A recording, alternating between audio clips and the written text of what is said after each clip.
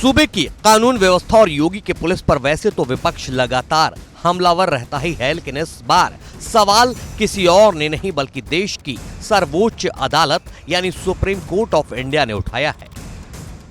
Supreme court ने उत्तर प्रदेश में civil विवादों को क्रिमिनल केस में बदलने को लेकर सख्त नाराजगी जताई है। Chief justice of India Sanjeev Khanna ने कहा कि यूपी में जो हो रहा है वो सरासर गलत है।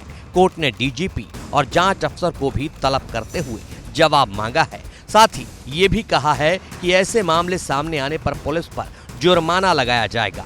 सुप्रीम कोर्ट ने टिप्पणी करते हुए कहा कि यूपी में कानून का शासन धराशायी हो गया है। चीफ जस्टिस की अगुवाई वाली बेंच ने यूपी डीजीपी और गौतम बुद्ध नगर जिले के एक थाना प्रभारी को हलफनामा दाखिल कर बताने को कहा है कि सिविल विवाद में आखिर क्यों आपराधिक कानून की प्रक्रिया शुरू की गई। चीफ जस्टिस संजीव खन्ना ने कहा कि दीवानी मामले में क्रिमिनल केस बनाया जाना स्वीकार्य नहीं है, जिस पर वकील ने दलील दी कि क्रिमिनल केस इसलिए बनाया गया क्योंकि दीवानी विवादों के निपटारे में वक्त लगता है। इस पर शीर्ष अदालत ने कहा कि यूपी में ये जो हो रहा है वो गलत है। हर दीवानी केस को क्रिमिनल केस में बदला जा रहा है, ये न्याय संगत नहीं है और पैसे न चुकाया जाना कोई क्रिमिनल ऑफेंस नहीं है। जांच अधिकारी को इसके लिए सबक देना जरूरी है। कोर्ट ने यह भी चेतावनी दी कि अगर ये प्रथा जारी रही तो राज्य पर भी जुर्माना लगाया जा सकता है।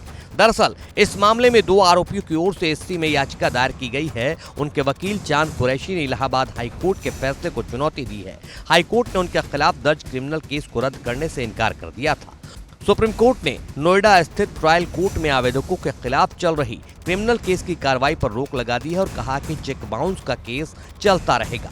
अब मामले की अगली सुनवाई मई में होगी।